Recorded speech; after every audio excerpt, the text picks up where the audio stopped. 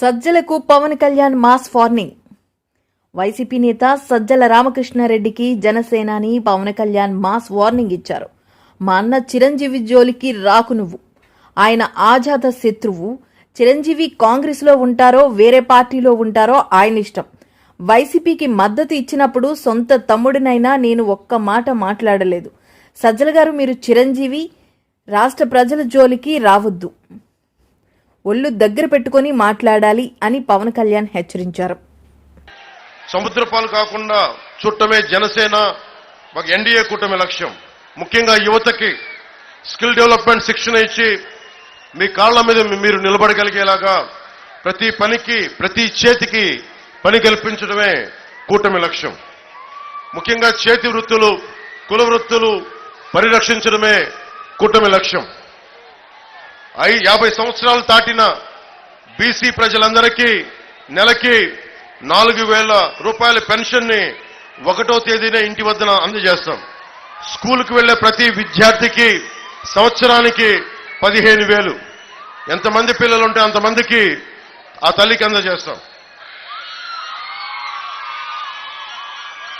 ముఖ్యంగా మహిళా సోదరీమణులకు సంబంధించి పోయినసారిలో కూడా చెప్పాం, ఉచిత గ్యాస్ సిలిండర్లు పెరిగిపోతున్న ధరలకి గ్యాస్ సిలిండర్లు అందించాలి కనీసం అని చెప్పి నేను లాస్ట్ టైం కూడా చెప్పింది.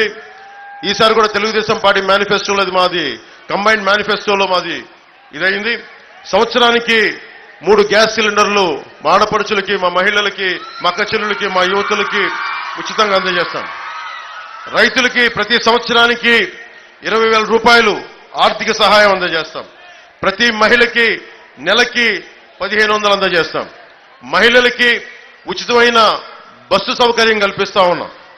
అలాగే దీనివల్ల ఆటో డ్రైవర్ సోదరులందరూ చాలా మా పరిస్థితి ఏంటంటే మీకు ఇబ్బంది కలగకుండానే ఉంటుంది, మీ ఉపాధి అవకాశానికి డోకా కలిగించకుండానే పథకం ఉంటుంది. అలాగే పేదల కడుపు నింపడానికి ఒకవైపు అన్నా క్యాంటీన్లు ఎలాగో డొక్కా సీతమ్మ గారి క్యాంటీన్లు కూడా అలాగే రన్ చేస్తాం. అన్నా క్యాంటీన్లతో పాటు లక్ష్యం ఒకటైనా పేద ప్రజల కడుపు నింపడం, లక్ష్యం ఒకటైనా అన్నా క్యాంటీన్లతో పాటు డొక్కా సీతమ్మ గారి క్యాంటీన్లు కూడా పక్కనే రన్ చేస్తాం.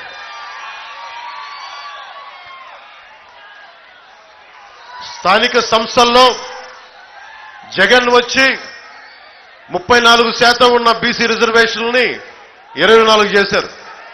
తిరిగి స్థానిక ఎన్నికల్లో బీసీలకి, బీసీ సోదరులందరికీ, సోదరీమణులందరికీ రాజకీయ ప్రాతినిధ్యం ఉండేలాగా తిరిగి 34% తిరిగి తీసుకొచ్చేలాగా కూటమి బాధ్యత తీసుకుంటుంది.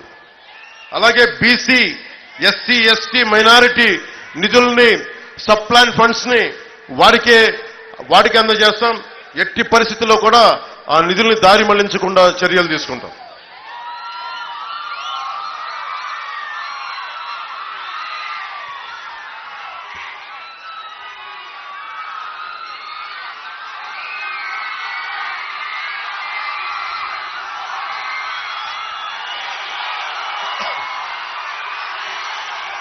ఇవి కూటమి అయితే జనసేన ముందుకు తీసుకెళ్లేది వశిష్ఠ వారధి మన నర్సాపురం, సకినేటిపల్లి, మన కోనసీమ నుంచి నర్సపూర్కి ఈ బ్రిడ్జి నిర్మించి తీరుతాం. కోనసీమలో రైలు కూత మొదలేస్తే అది నర్సాపురం దాకా వినిపించాలి, అక్కడ దాకా తీసుకొస్తాం. జగన్ ఒకటే మాట అన్నాడు, మేము వశిష్ఠ వారధిని నిర్మించకుండా మళ్ళీ వచ్చి ఓట్లు అడగనాను.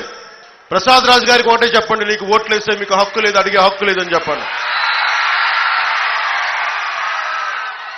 ఆ పని చేయకుండా ఓటు అడగనని చెప్పి ఆ పెద్ద మనిషి చెప్తా ఉన్నాడు. అందుకని వైసీపీ వాళ్ళు ఎవరు ఓటు అడిగినా ఒకటే చెప్పండి, వశిష్ఠ వారధి నిర్మించలేదు, మీకు ఓటు అడిగే హక్కు లేదు, దయచేసి ఇక్కడి నుంచి వెళ్ళిపోమని చెప్పండి. సీతారాంపురంలో కానీ చాలా క్రోషియా లేసులు అల్లికలు చేస్తారు. అది నాకు చిన్నప్పటి నుంచి చూసేవాడిని. అలాంటి లేసులు ఈ మధ్యన సరైన మార్కెటింగ్ వస్తువులు లేక చాలా మంది ఆడపడుచులు ఇళ్లలో కూర్చొని ఆదాయం వచ్చేది. అది లక్షల్లో ఉండేవాళ్ళు వేలల్లో వచ్చి ఈ రోజున తక్కువ 100లోకి వచ్చేశారు. తిరిగి ఆ క్రొయేషియా లేసు అల్లికల్ని సరైన మార్కెట్ వచ్చేలాగా ఆడబిడ్డలకి ఆడపడుచులకి ఉపాధి అవకాశాలు ఉండేలాగా తిరిగి దానికి మార్కెటింగ్ సదుపాయాలని మనస్ఫూర్తిగా ఏర్పాటు చేస్తాం. ముఖ్యంగా ఆక్వా పరిశ్రమ, ఎవరైనా సరే నీళ్లలో మునిగిపోతున్న వ్యక్తులకి చెయ్యి అందజేస్తాం, పైకి లాగుతాం. కానీ ఆక్వా రైతుల కష్టాలకి జగన్ ఒకటే చేశాడు. కష్టంగా ఉంది, హెల్ప్ చేయండి అంటే, సహాయం చేయండి అంటే ఓ గుదిబండ వాళ్ళు మెడకట్టి ముంచేశాడు జగన్. అది